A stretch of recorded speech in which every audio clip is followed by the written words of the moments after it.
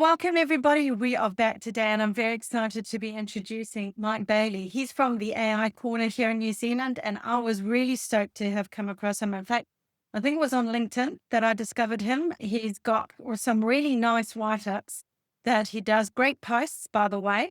And I would just really suggest that you do go and have a wee look at him. Bit of a plug there right at the start for you. But he's also the managing partner of something called Allexive, which he will tell us a little bit more about later on in the podcast. But effectively, through the AI Corner, Mike actually spotlights New Zealand's AI news and leaders and any opportunities through his newsletter and podcast to unlock the country's untapped AI potential, which, by the way, is huge. Which is why I got very excited, because whenever I find someone who's on the same planet as me, I get very thrilled about it. So what we're going to be talking about today is the collapse of the sales funnel online and how AI conversations now lead to agentic commerce in tourism. So welcome, Mike. Thank you so much for making time. Really do appreciate it. And I just wanted to get straight into it. Like, what made you decide to do the AI Corner? I mean, you're a brave guy. This is big stuff, and a lot is happening. And yeah, I'm going to hand it over to you. Tell us all about it. Thanks so much, Victoria. Nice to be here and appreciate you inviting me on to chat with another podcaster. I know how much effort goes into these. Yeah, long story short, background in digital marketing and sales. We were looking to return to New Zealand about 12 months ago after a few years overseas, and having seen where the AI kind of wave was headed over in the UK, and also doing a lot of work in the US as well, New York, and I saw a huge opportunity around there is a conversation that needs to be had, especially in New Zealand, where we're a pretty small market in itself, and we don't tend to put ourselves out there a lot in the States. And having seen a lot of folks in the UK, the States build a brand and talk about the conversation, I couldn't find anyone playing that role in New Zealand.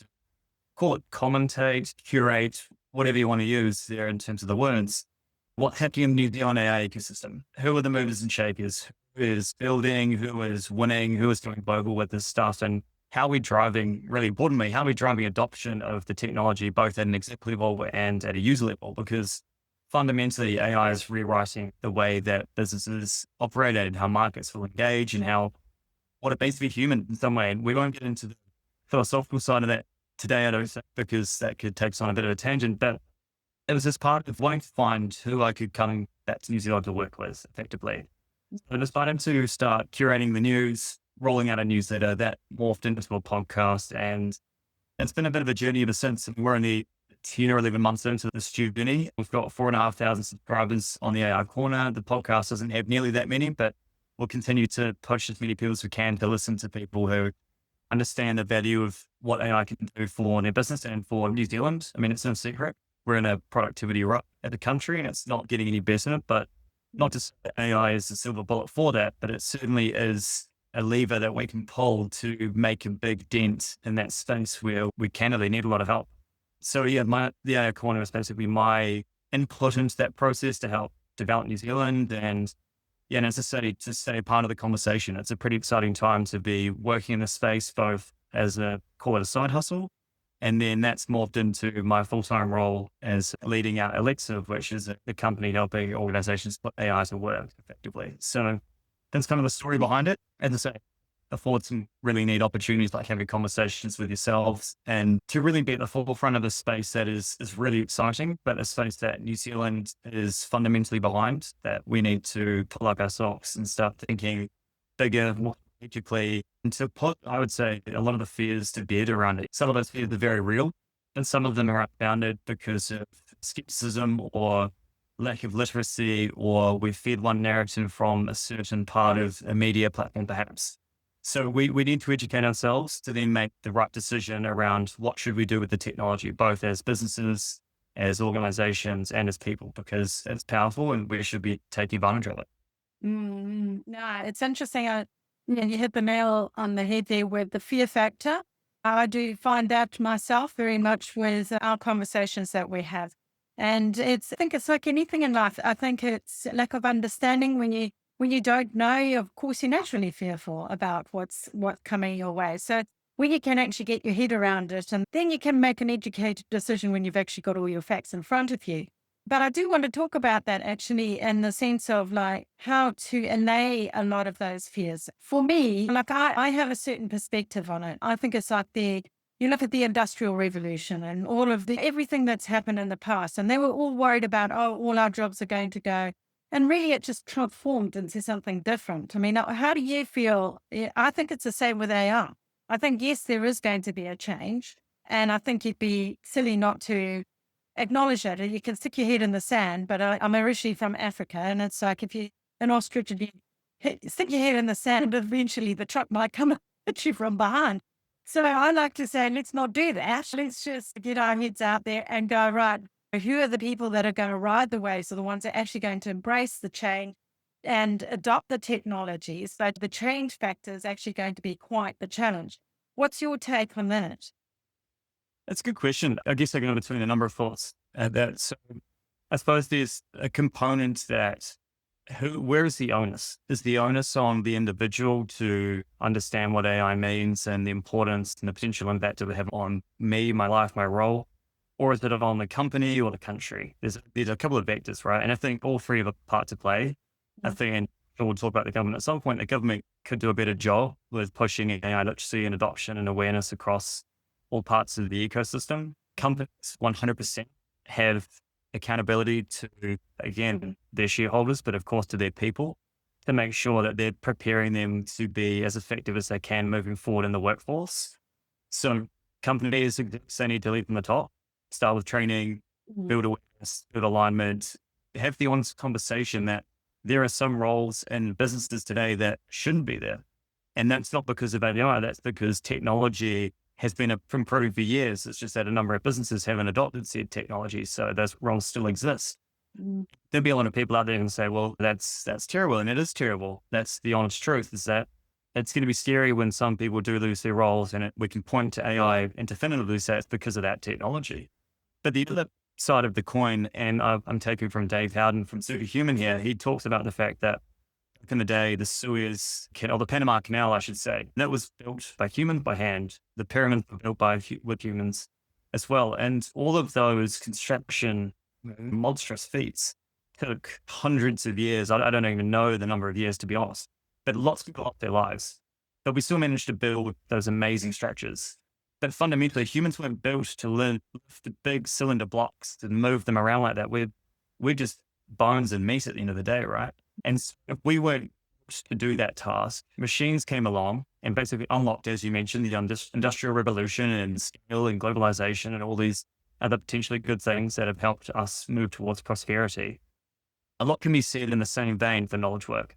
Were we as humans built to read 1,000-page documents over multiple days, synthesize that information, summarize it, and then regurgitate it in court or in parliament or in a court, for example? Like, our brains don't have that capacity. We don't have that much compute. So there is an argument that should we be doing that work?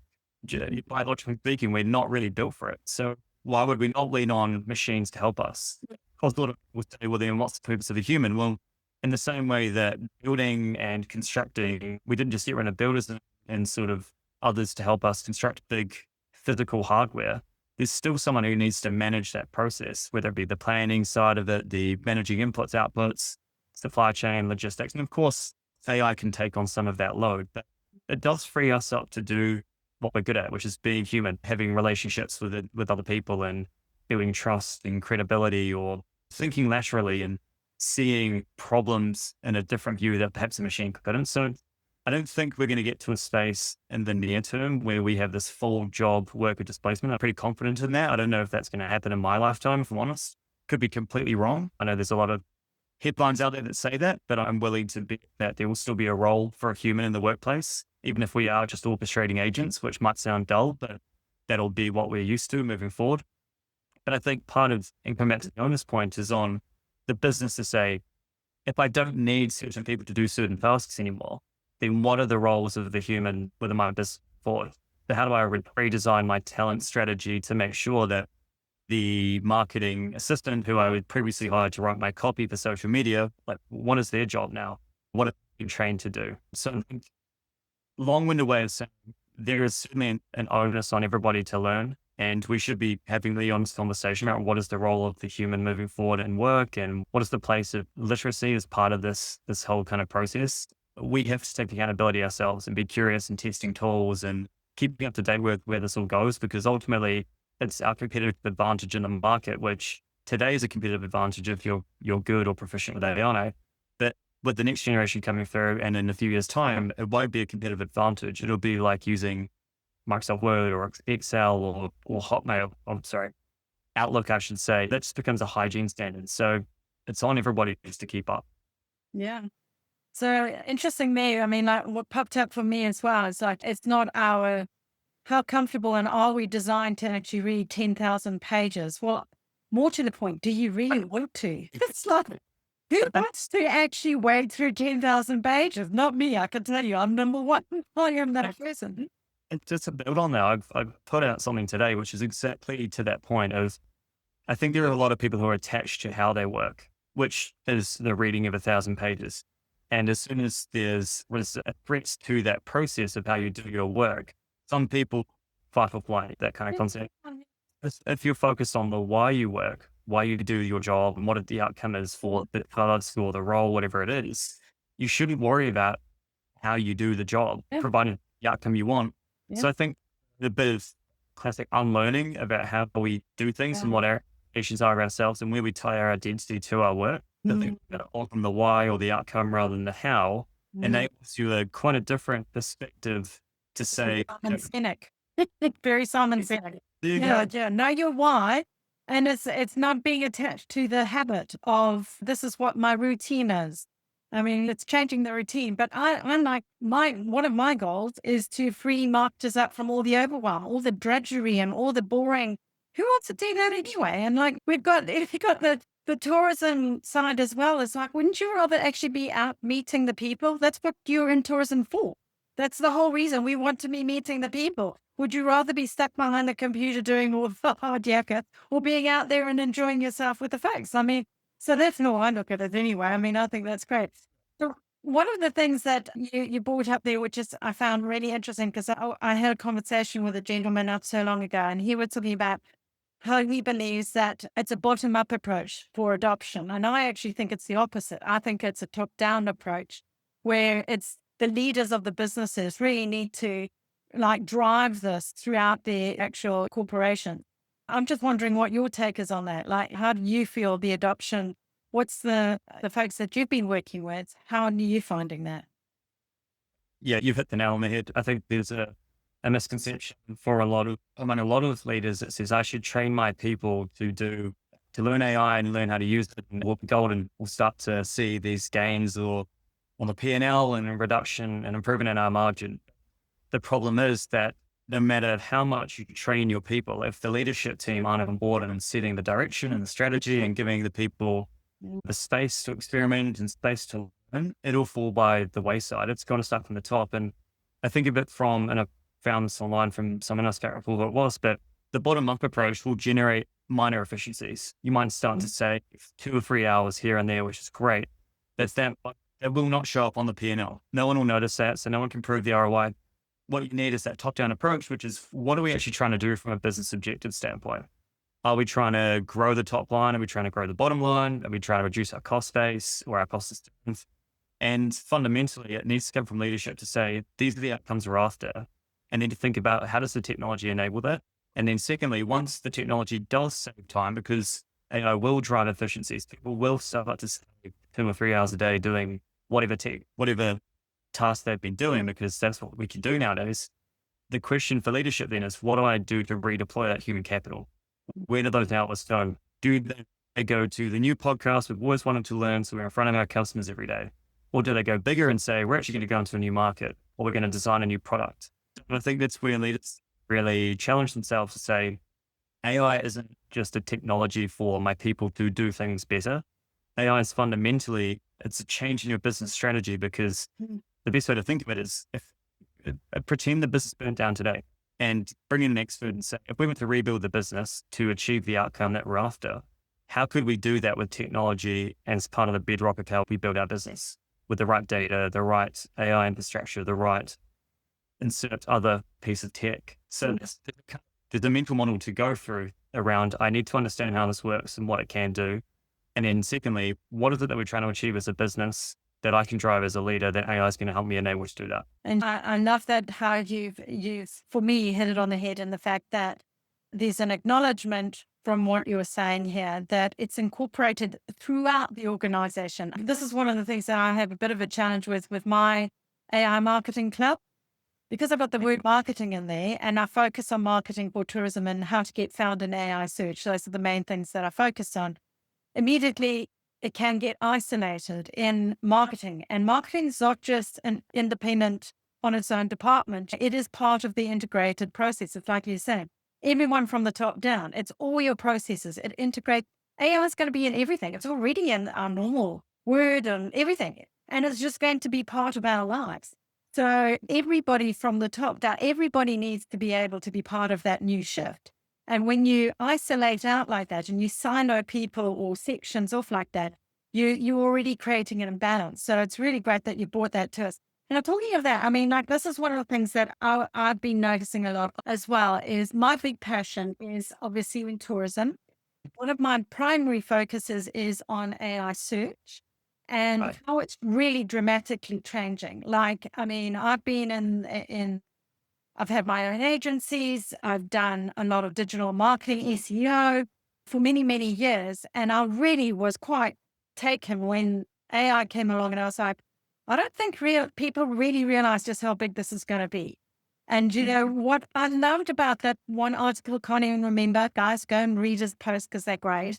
And it was just full packed of, and this was just like, you're just singing from the same song sheet for me because you were talking about how the sales funnel online is completely collapsing and how customers are actually finding us now and how they're going to be finding us even further into the future, not just how they are now, how that is going to change is going to be really dramatic. So I would like to have your perspective on like what you think is happening or what your research has found and what the releases are, just so that audiences can hear it from someone other than myself the whole time, to be honest. Yeah. I mean, if we zoom out for a moment and we think about what the traditional funnel looks like, you have your awareness stage, you've got your engagement and conversion and loyalty and retention and all the rest of it. And that's tended to be pretty linear. You would put out Facebook posts or social media posts, you would put out blog articles, you would maintain your website.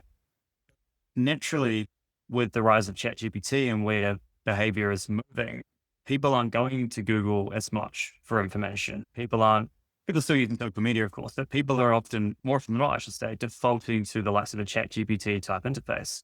Could be Mm, Gemini, could be Claude, could be ChatGPT, whatever. And more, our behavior is becoming to turn to that search bar for everything. So what we're seeing is the disruption of organic traffic, the reduction in adding clicks to websites, so the zero click sort of query is coming to light. So there's a lot of talk around the depth of the 10 below links. If I'm not going to be down in Google anymore, then how do I start to set this my correct. Yeah. brand with the ChatGPT? I think I've lost you for a moment there. Hold on. Let's see if we can get you back. So Okay. sure. Right. Don't know what's happening there. And you've completely frozen. Let's see if we can get some movement. Can I still hear you? I can hear you. Can you hear me? Yeah. Oh, there we go. Okay. He's back again. All right. Right. So yes. So we got to where did Should we we? start that again? Okay. Talking to okay. So effectively at the end of the day, like what I'm hearing is that it's changed from the 10 blue links of like being featured and being ranked, shall we say, as opposed to cited. And how I'm also hearing as well that effectively the browser is becoming the assistant. I'd like you to talk to that as well. Yes. I mean, if we think about what's happening, right? Typically a human would go to Google, click on a link to a website, read content, might decide to buy. What's happening now is I can go into ChatGPT or Gemini or Claude and I can say, find me a holiday for under 5 grand for a family of four, and I want to go for a month, and I want to have this type of holiday, whatever it is. I'm no longer the person who's going to that website to hunt through for information. The agent or ChatGPT is going out, it's finding information in the what we call invisible marketplace, effectively. It's going to different websites. It's finding relevant answers to my question, and it's coming back and seeing that information to me. So that research process, that discovery process is changing. Of course, there will still be elements of the traditional funnel that are relevant. I still go onto Instagram and I search for inspiration on where to go on holiday, but I no longer have to open up 15 tabs to compare flights anymore or different accommodation. And you can see that with the way that ChatGPT is evolving its own shopping experience, or its app experience, I should say. They released their apps not too long ago, and Booking.com was one of them. So within ChatGPT, I can hunt for accommodation, and it presents some cards, and I can swipe through and I can click on different accommodation and I compare them and go from there. Where we're at is that today I can be this information. Can I buy through ChatGPT today? Not really. I still have to click through to a link and go through that transaction process on the other side, back on the website, as I would in a traditional space. But more and more, and it's evident in where Google and OpenAI are playing, is that they're developing the payment rails and the checkout rails, let's call it, for that to happen within those interfaces. And we can talk about that as if you like. But I bring all that up because that's the change in the funnel, is that I'm just using a single window anymore. So if I'm a tourism or hospitality provider, all this time and all this money and all this effort I'm putting into my website and my redesign and my huge social media campaigns, they're not going to go away in terms of their relevance, but the ROI that I'm going to get from them is going to diminish because more and more of my traffic is now looking for what I have to offer in the likes of a ChatGPT. So I fundamentally have to rebuild my strategy around an agentic commerce future, which is how do I ensure that ChatGPT or Gemini ranks my website or cites my website, so I should say, not ranks, cites it as part of an answer or recommends me. Because at the end of the day, whatever ChatGPT recommends, it might only give me one recommendation. It might not give me options. And if you don't in that moment, then you've lost the customer. So basically that moment from the intent of I want something and I want to find out about it now to when I make the decision around would I purchase is just collapsed. I'm not going through that typical journey or funnel anymore. And of course, that is probably the small percentage of people today. We're not talking about the majority. I mean, a lot of search behavior and discovery is happening within ChatGPT. I think we go to AI now for 58% or something of our searches to plan our trips. McKinsey say that 70% of travelers prefer a digital assistant to do the full itinerary planning. So if we're at that stage where we've got only 1 billion people globally who are using ChatGPT, we're not even at 20% of the globe yet. And we're those sorts of numbers coming through, like we're going to see an incredible movement towards more and more people using Gemini or ChatGPT to plan their holidays, plan activities, buy activities, book those activities, which means the relevance of the website changes from the front door of your business to basically the back office that's feeding information to ChatGPT. We need to talk about the infrastructure of that to show up, but it has to play a dual role moving forward. And so question around the browser in particular, the idea around the agentic browser is that no longer do I need to go into Chrome and type and click and go a search basically to find information. I can now delegate an agent within my browser, and Perplexity's Comet browser, OpenAI's Atlas browser, Google is releasing their Chrome agentic browser. I can tell Comet to go and fill up my shopping cart. I can go tell it to book me a holiday, and it'll send off an agent that will understand what I want. It might understand a lot of context about my life, my holidays coming up, my partner's name, my child, and start to make purchase decisions or research decisions on that basis. Start thinking on my behalf. So fundamentally, the key point there is that businesses now need to cater for agents, not just humans, because their largest customer moving forward will be an agent. It will not be a human buying. A human will delegate to the agent to do it up, doing something for them. Exactly.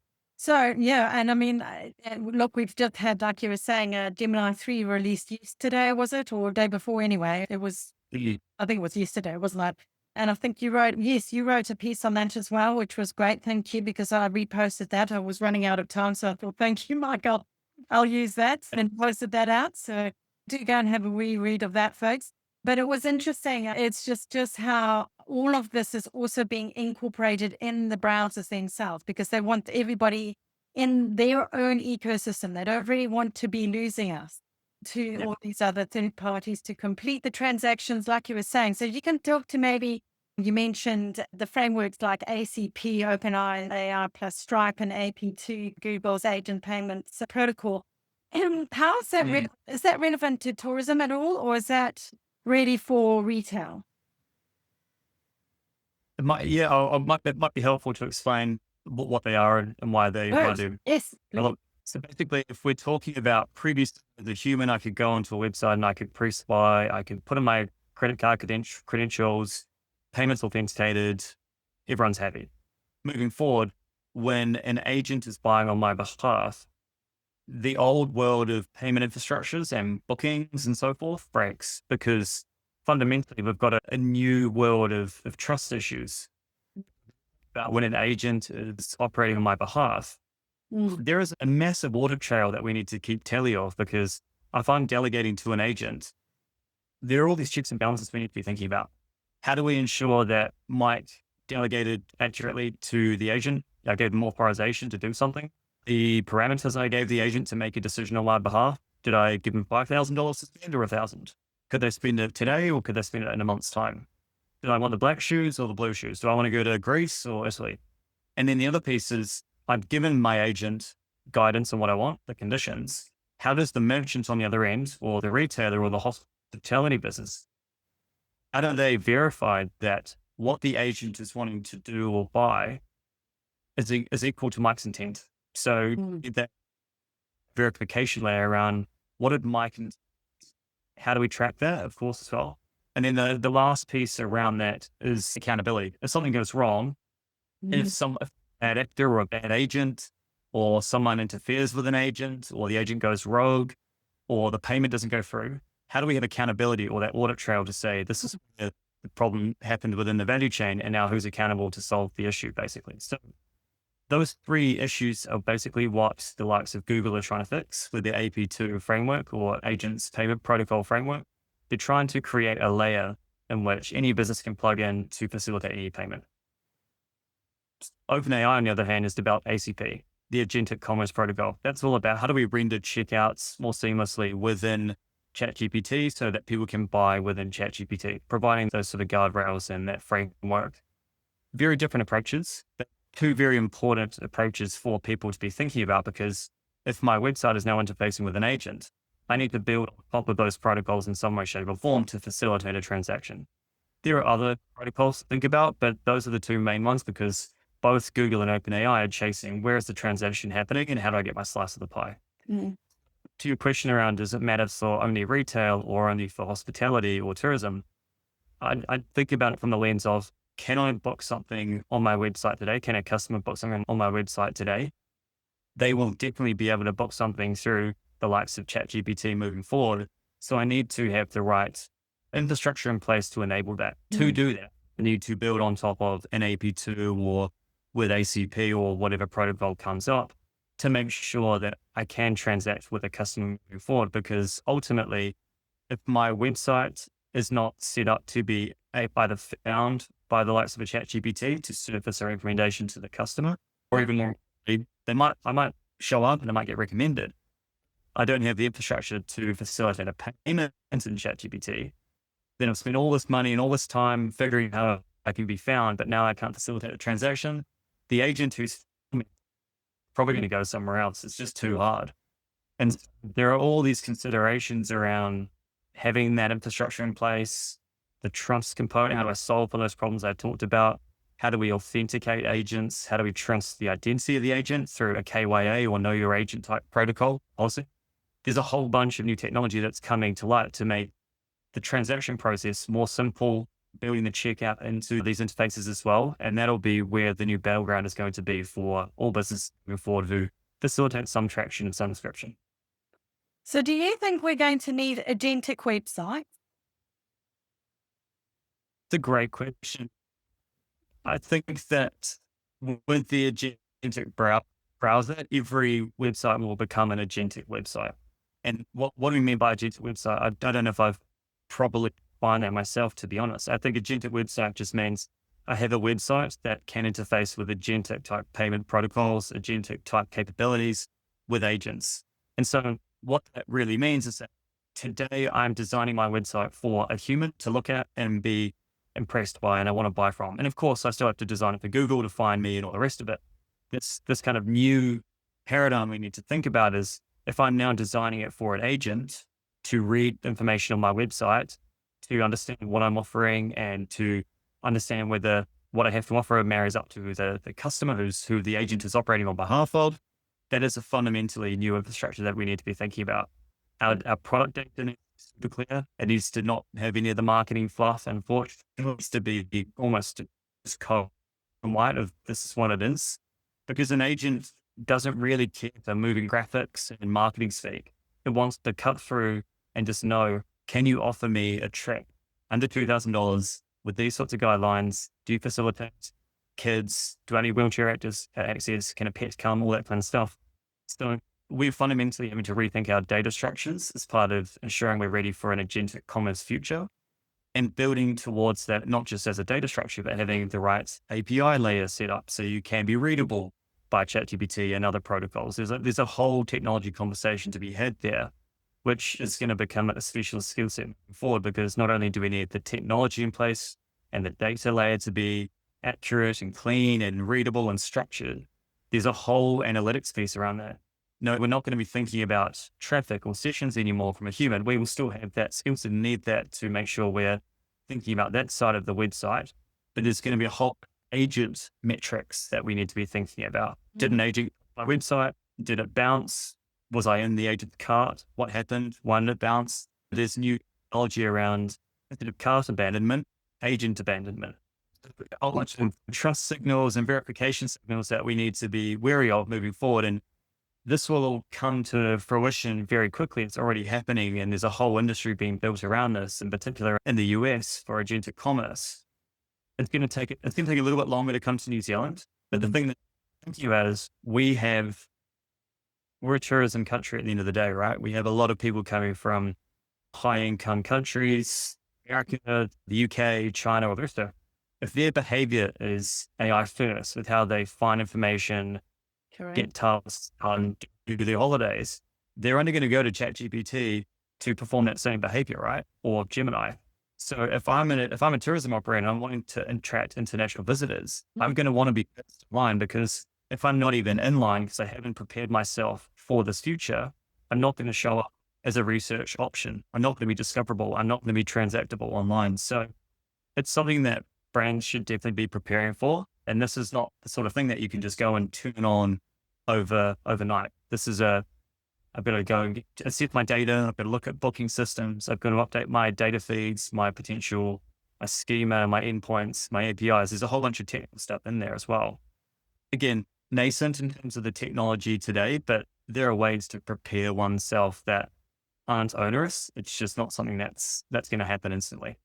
Yeah. And I think there'd be something else that I wouldn't mind you talking to. Agents talking to agents. I mean, we're talking about the humans liaising with the agents, but the agents talking to agents is going to be another aspect, isn't it, that we need to cater for as well. So it was interesting what you were talking about, the attribution channel there, and how I think that's also going to be disrupted, or is being disrupted quite dramatically, moving from rankings to citations and et cetera, as we go on. But have you got any tips for our guys there on like what you would give from your side being a consultant, being able to give that, what would you do to start tracking? Because it's so hyper personalized. It's not like in the days of like SEO. What are my top 25 keywords? This is what your volume back rate is, et cetera, et cetera. It's like, as you pointed out there earlier on, we've got like, for example, Gemini, it's all sitting in your profile, isn't it, with Google? So they know that you're a dad, you got a wee one, you like to travel to beaches or whatever the case might be. You've got, this is your kind of income. So you're probably in this income bracket. So you're professional and you've got the income to spare to go to whatever exotic holiday. How do you, any tips on what folks could actually do in order to capture things that we haven't been able to capture before? Because I mean, that really is so many moving variables. Any ideas? So it's a really tough one. And if we think about how data and metrics and attribution have matured over time, it's taken us quite a long time to get to the place of you saw a Facebook ad, you went to the website, you signed up, you came back to my website, you bought something. Like it took us a long time to track all of that and then to be able to retarget, begin to use that data effectively for building lookalike audiences and all that kind of stuff. The challenge is that moving forward with the new world is that my behavior might start and stop in ChatGPT. And that doesn't exactly happen today. It starts in ChatGPT or Perplexity, then I go to a website. But the problem is the company has very little visibility of why did you come to my website and from where. I might know that you came from ChatGPT or Perplexity, but I don't actually know what you searched for. I don't know the journey you're on beforehand to get to that point. So there's this huge bridge at the moment that we can't connect the dots between. So that's a real challenge, that attribution play and what we would be tracking moving forward. And of course, there are metrics that will still be important around social media ads, effectiveness and cost per click and all that good stuff. But the shift in my mind will be in the short term until we have any sense of being able to track. It's less about tracking a journey, but all just measuring outcomes. And that's going to be as a picture for some time. But, the questions rather than saying which ads drove this, or what was my CTR or how many sessions, it's going to be more around how many bookings from AI assisted behavior did we receive this month? How effective was this particular channel, AI channel, compared to this particular channel? So we'll be looking at things like agent query volume rather than not website traffic, selection rate when queried, which is kind of like click-through rate in some way, I suppose, API calls. So I think that's going to be huge. So did we successfully show up in forms we requested basically from the agent? Authority signals as well. Did we meet the trust criteria that agent had? But I think a really important piece to call out is that if we're struggling to track the effectiveness of everything that we used to do, we won't struggle. We will still be able to track the traditional funnel. And that's so important that percentage of our revenue and our engagement is going to diminish towards agent attribution metrics that we should be monitoring. If we're going to struggle to control that part of the funnel, what we can control and what we should focus more and more on is what happens post-purchase. Because if the first time I actually know about a customer being interested in my brand is when they've actually bought something from ChatGPT or through ChatGPT, I didn't know that they're interested beforehand through social media or a CRM play or Google AdWords, then my whole sole focus or a large part of my focus should actually be in that post-purchase journey. How, when I get a transaction or a booking for 3 months' time from an American tourist to come to somewhere down south for a waterfall tour, for example, what am I doing to make sure that I am just not in their face? I'm giving them a white glove service. How do I ensure that they keep the loop the entire journey? I'm giving them updates on the weather, what they should be wearing and packing and all that kind of stuff. Like, how do we build that loyalty and retention? It's probably going to be more important than we probably realize. We emphasize so much on acquisition, maybe less so on attention, but moving that further toward that part of the funnel was going to be where a lot of brands will want to focus because we can control that. We can track that more effectively as well. Do you know, I mean, yeah, for me, what I'm hearing, and this is how I look at it anyway, is don't use the old way for the new way of doing things. And I think it's just such a common mistake. We're so trained, aren't we, as marketers? Yeah. This is how we've always done it. We track how many ranks and how many links do we have and et cetera, and how many clicks. And is it, well, there are no clicks. There's 0 clicks, guys. So Yeah. you can drive yourself mad looking for them and going, it's plummeting. But we have to look for different metrics to get the different answers. And then work, like you say, adjust the strategy again, adapt to what we can do and what we can focus on. So I loved your idea there about moving forward. Once you've got them in the door, how you can give them that white glove service. And then you've now got the customer data. Now you can work with that, with AI and encourage them to return, et cetera. So yeah. So I love it. Oh, sorry, Dr. I think that the one piece that's worth adding in is a lot of the mixed is talking around about API calls, successful volume and conversion rate. Conversion rate as it pertains to what agents are doing on a website. there are a lot of tools and platforms emerging around how do I track my visibility in AI. And so that's, right. I can see using the likes of Profound or Peak or Crunch. There's a Yeah. whole bunch that basically I can look at and say, this is how many times I'm showing up in ChatGPT and citation volume and compare me to my competitive brands and all the rest of it. That's all good and well. It gives you a picture. And as most of us are pretty familiar, I'd say 80% of the tactics or techniques that are required to show up in GEO or in ChatGPT, I should say, are still the techniques we would use with SEO. It's just that we need to start to think about these other techniques and the 20% that make sure that we are found more prominently within ChatGPT, we're ranking higher, and then looking at a brand new metric set around what happens when the agent is interfacing with my website. Mm. And my strategy that I take with that as well is going deep dive on personalisation.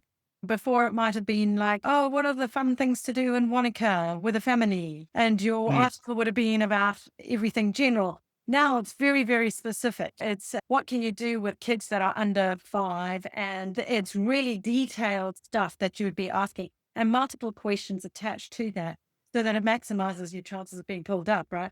So I think you're right. Like someone was saying, I think we should separate out the search engine optimization, the AI optimization. I said I don't think you can really do that. The GEO, it's all part of the same parcel. Everything's baked in. Everybody needs to work together.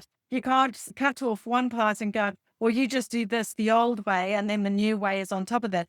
I mean, you could try, but I'm with you on that. I see it as like a pyramid where you've got the bottom, where you've got the search engine optimization and then you've got the AI optimization that sits on top of that. And that's where we're kind of going. And it narrows because you've got to get really focused on what it is you're actually doing. So, I mean, I love it. I think that's really great. So I'm just sort of thinking here, like in terms of you were talking about like with analytics and stuff. How much of that are you finding is able you Mm. actually track in Google? This is a question that I get from folks. So I just thought, well, I throw it out there to you. Like actually tracking this stuff UTMs, Mm. the thing, that's how we would do it. Any particular like jewels that you could give, any insights that you think might help folks to actually be able to track what's come in? Yeah. I mean, as you say, there's no sort of silver bullet anymore for tracking everything. And at the moment, a lot of people won't be feeling material effects of the changes in their search traffic. I mean, Mm. there are brands out there that are really in the pinch, like I think HubSpot saw a 70% reduction in organic traffic coming to their website as a result of AI overviews becoming bigger. I saw Several. tourism 70. 70, I'm pretty sure. I did I didn't write 70. it. Yeah, so there's some pretty impressive and I would say stark drops in what people are seeing. So Mm. another thing, I'm going to see more and more of that as well. Especially, it depends on what the purposes of your website as well. Like, are you a discovery brand where people are coming to find information, or are you a destination brand where people know they want to go to your website for your brand? There's different behaviors for different organizations that should be considered. For example, let I'm at Overdose, which is Allexive is owned by Overdose. We use Peak AI. So we work with our clients, which basically enables us to track their brand visibility across all of the different LLMs, across ChatGPT and Gemini and then all the rest of it. And basically we can monitor prompts, which means we can select, I think it's about 100 prompts per brand and say, hey, we're going to monitor this prompt and see how we rank in ChatGPT versus Perplexity for that particular prompt relative to our competitor brand. And Mhm. then that basically gives us the insight to say, okay, great, we're not performing very well for this particular prompt or this topic. Mm. We need to now go and make changes on the website or to the content strategy or to our data feeds, whatever it is from a technical standpoint, to update that. And we can monitor that over time. So that's one way in which people can track their how they're showing up the likes of with AI tools. Again, it's not a perfect science because we're not connecting the dots between this is what came up, this is what happened in ChatGPT, and once we're testing that, Mm. and then GA4 and saying, oh, how does that marry up to what we've seen over here? It's quite a different view of the world because we're not talking about actual users in these tools and looking at actual user behavior on the Google Analytics GA4 type tools as well. Mm. So there's no there's no perfect solution just yet. As I say, these tools are developing pretty rapidly. And to get a system, the best way I've seen it is there's a company out there called Winter, which is WYNTER. And there's been some posts that were floating around on LinkedIn and Twitter about it, and another one with Landbase. And because we know, and as to your point, the content we want on our website needs to be very pointed and direct and clear. But we also want to start to give AI more information than perhaps we would have in the past. And what I mean by more information is if I'm a retailer, for example, I want to basically load my entire returns policy onto my website and to be publicly available because I want AI to crawl that, understand it. And then when someone asks a question about if I don't like these pair of shoes or whatever, they get the information they need instantly. Same goes with other bits of information around who I like to work with. If I'm a B2B brand, I want to be very clear around the suppliers we partner with. And I want all that to be public so that when a potential buyer is surveying my website or a topic that I could shop for in ChatGPT, and they say, I want to work with someone who meets these supply requirements, I want AI to know all of that in advance. And so when I think about it from a tourism and hospitality standpoint, we need to think about all the micro questions that humans would be asking. And at a very basic level, do you have wheelchair access? But there's all of the edge cases that we've probably stored up through customer service or FAQs or in-person conversations that we've never really jotted down anywhere and put into a consolidated place on our website. But the more we can take with that information, surface it on our website, not only we reduce the volume of customer support queries coming through, and we're going to give people more confidence, advance of them purchasing our activity or staying in our place. That information is going to be surfaced within ChatGPT or an AI tool because it has exposure to it. So when I ask my very specific and niche question, I'm going to get the answer I want, I'm more likely to buy. Yeah. So just in terms of that as well, I mean, like I called it my personalization, that hyper personalization. You talk about those micro questions, which is a great way to look at it. I love it. But we've also got the role of conversational search and visual search, like all the wearables. Like this is just going to open, and it's like a can of worms. I mean, somebody said to me the other day, they said, "Oh, really? Is there that much to worry about?" And I was like, yeah, it's just coming out every day. It's just only something huge every single day. And it's massive because all these guys are all fighting. And you've got all the little guys trying to make their cut out of it as well. But I do know that there was, well, it was leaked, but we don't know for sure that the Johnny Ives union with Sam Altman on working on a device that it doesn't even have a display. And I was just like, do you know, like that's going to throw a few people. Imagine like you actually not even physically looking and searching. Yeah, so there we go.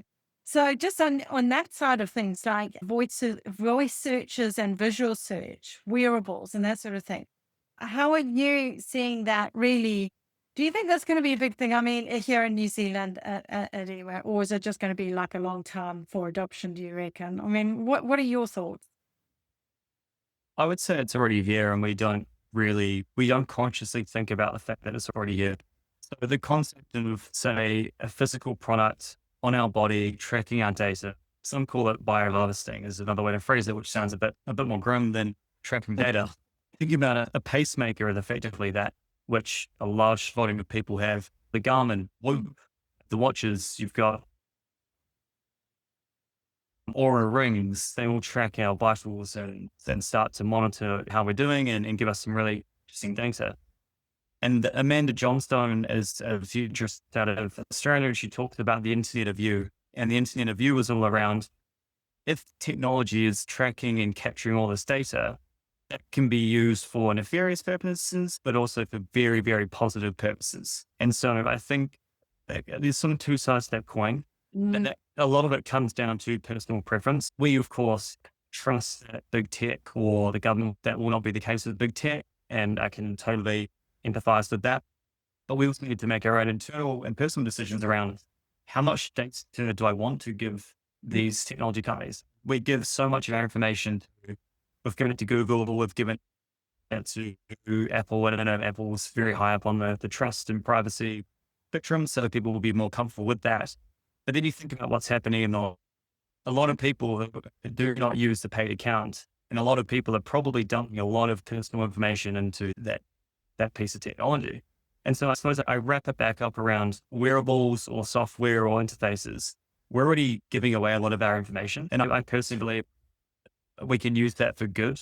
I mean, monitoring and enriching and personalizing the experiences, as you say, I think is amazing.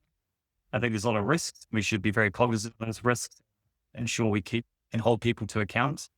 I think there'll be a world, and this is, I haven't heard someone else say this, but I kind of have this feeling that if I'm buying a product, for example, I receive that product, somehow a camera, I don't know, knows that I'm opening this brand new product that's arrived for me, or just I go to a travel and tourism activity.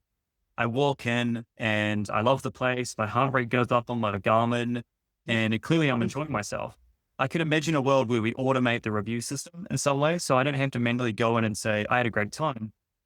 We could tell from Mike's wearables and the look on his face and the smile on his kid's face, he had a 9 out of 10. So I think there's that kind of stuff where we can start to automate the review process as a very kind of next gen idea. But yeah, I don't too far into the wearable space, if I'm totally honest. I'm fairly open with my information, if I'm honest, on chat, more so than I probably should be. I don't put my credit card details in, but I also have as many of the settings turned off around sharing information with model and training models as well. So again, I think we just need to educate ourselves. We need to unfortunately read the T's and C's and buy from brands that we trust as much as we can with the knowledge we have. Yeah, I mean, and it's also just what are they training on sometimes? I don't know. There's question marks about are they not training on? Like but that's a whole separate conversation. It's like, what are they listening to? I mean, I have ads. I had ads the other day coming up, and it was a very, very unusual concept. Where, in fact, there was one where I was talking about going to Cappadocia, and suddenly we had a great time out there, and it was fantastic. And suddenly all these ads were coming up straight away on my Facebook post for Cappadocia. They definitely listened to what you said. So there is that whole side of it as well as not just what we're consciously aware of getting away, but stuff that, oh, I didn't realize that that was turned on and now it's in the system. And once it's in, you can't get it back out, really. Now they know I've gone to Cappadocia. Very meaningful. But there you go. But it's more about the other stuff, isn't it? Okay, well, look, I mean, that's been fantastic. I think this is really great. If you could give us, if there were 3 tips that you would give tourism providers in New Zealand and hospitality, what would be the things that you would say, like my top 3 to get into the space or to do? What would they be? What are Mike's pearls of wisdom? That's a good question. I think we talked about it at the top, which was get your leadership team able. Okay, we need to have the conversation with our leaders to say, this is what AI could be doing to our industry and is doing to our industry. This is how it in fact affects what our customer is doing, more importantly. As a result, this is what we need to do on the front line, which we've talked about GEO and showing up inside ChatGPT and other search tools like that. Because if you don't prepare for that now, you're going to be invisible to the customer in 12, 18 months' time in some way, shape, or form. So getting the leadership or to understand what the impacts to the business and the industry are is basically number one. Helping them understand the impact from customers not being able to A, find us through AI tools and B, transact with us through AI tools. And transact doesn't just have to mean spending money. Transact could be submitting an email address to get some information. Whatever it is, there'll be some mechanism by which that happens forward as well that doesn't include email addresses. And C is just get in and use the tools. I mean, this might sound a bit high level because there's a lot of detail behind how you get leadership on board. How do you make sure that you're present in AI search engines? How do you start thinking about curiosity? But for an individual's own sanity and future proofing of their own career, I would say you're not using a tool outside of GPT or Copilot or Claude or Gemini. So if you're not using one additional tool, start using one additional tool to make yourself, you put yourself in the top 2% of the world, I would say, of AI users, just by building that AI instinct. And I talk a lot about this around, we get stuck doing the same thing over and over, and we confuse ourselves by telling ourselves we've adopted AI. The problem is if you're not constantly trying new tools and the new features and new capabilities that get released, when new tools and new features do get released that you should be using, you don't have that instinct to say, this doesn't work, or this is bad, or this is something I should adopt. You need to build that muscle, which says, I can see opportunities within a business. I can see when a tool can help me. But unless you're using a variety of different tools across your stack on a day-to-day basis, you're not going to build that muscle. Yeah. Oh man, I love it. That's fantastic. Okay. So just to recap, I mean, we've learned a lot today and it's been really fantastic talking to you. So everything, I love the bit about instead of cart abandonment, going to agent abandonment. I love that bit. I also loved your micro questions. Bioharvesting stuck out for me as well, which I thought was really interesting. I love how you've got the same approach as me with the top down approach when it comes to leadership, needing to embrace it. This isn't just a siloed department. It's not something like you just bought software and you shipped it off to the IT and they just install it. It's not really quite how it works. The people have to know how to do it. Start educating your staff. So I love that. So your leadership, top down approach, AI first. And then, yeah, how to find that transaction, like going from that, how to be found through to transaction and how that's all going to change the journey. It's totally collapsing that whole funnel and how we, like I was saying, don't use the old for the new way of things. And then lastly, obviously, using the tools. Actually use the tools. Like every single person, I have a saying, can I see ANI? It's a Tony Robbins thing, if you've ever listened to him. And it's constant and never-ending improvement.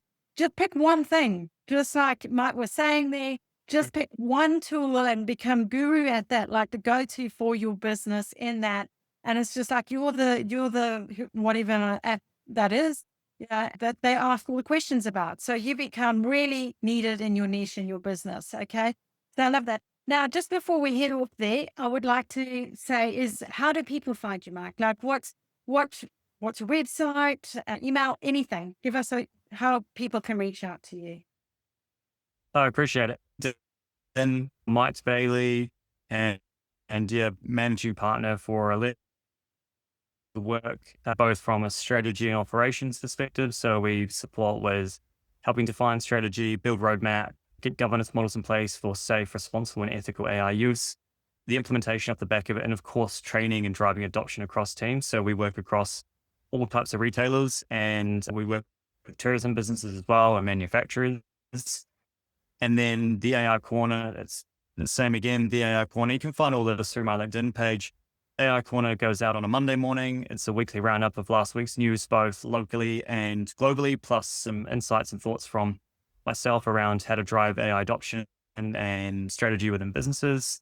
I have the podcast on Spotify and YouTube. I think we're up to episode 40. So please jump in, subscribe, have a look around. There's plenty for people to chew on there. And yeah, follow me on LinkedIn if you feel the need. I post rather regularly and try do my best to keep up to date with what's happening globally and locally to help people understand and demystify where things are going and what to be thinking about. And the only other additional point I'd add there, Victoria, is don't wait. Like most people I've been speaking to this week have said, oh, we want to wait till 2026 to have the conversation. And yet I'm speaking to their direct competitor who is the total different and opposite mindset. And so this isn't about necessarily just, can my customer find me online? It's the business beside me is doing this. They are going to be able to serve the customer for the same outcome or offer at a much lower cost to the customer because they are doing things more efficiently internally, or they're just in the customer space more, they're more present. There's the competitive advantage of not making a move in this space, competitive disadvantage of not making a move in this space could be erosion of the business in a matter of years. We're not talking 10 years, we're talking under 5 years. Because as I say, the competition is doing it, whether it be in New Zealand or globally, because moving forward, we aren't just competing, obviously in tourism it's a little bit different, but we don't tend to be competing just locally anymore with the way this is all going. And I love that. I mean, it's the consequence of not taking the action. Here's how I look at it. Can you afford not to? Why stick with the status quo? It's the status quo. If you want to keep growing at 1% of the status quo, then absolutely. But if that's not reasonable, then let's do something different. Let's try something new. And as we know with technology, the price of it continues to go down. Copilot licenses, GPT licenses cost next to nothing, and that's just getting you on the ladder. But then there are other tools that don't cost an arm and a leg that can have tremendous outcomes for businesses around how they use their data across different systems and start to talk to different data systems to drive insights or to automate tasks internally. And that's just getting started. We haven't even talked about new business models at that point. And I love the fact that what you've just put out there is the cost of these things.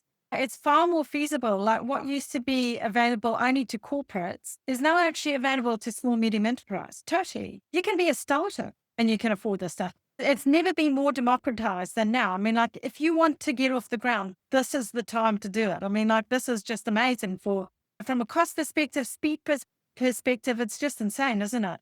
So, but yes, the downside my concern is that, oh no, old way of thinking, we'll put it into next year's budget. We'll think about it next year. We'll come back to you in 6 months. AI is moving so fast. The 6 months, it's going to be a completely different landscape, guys. It's a completely different. So I think you were quite right. It's like you run the risk of becoming invisible the longer you wait. And I love that. Now, talking of which, there was a course that you wanted to talk about that you're offering in your newsletter.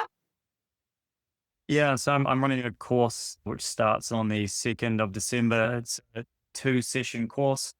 Basically, it's for folks who are only using ChatGPT and Copilot and wanting to go beyond that to understand how I improve my usage of these tools, the first step in the first session.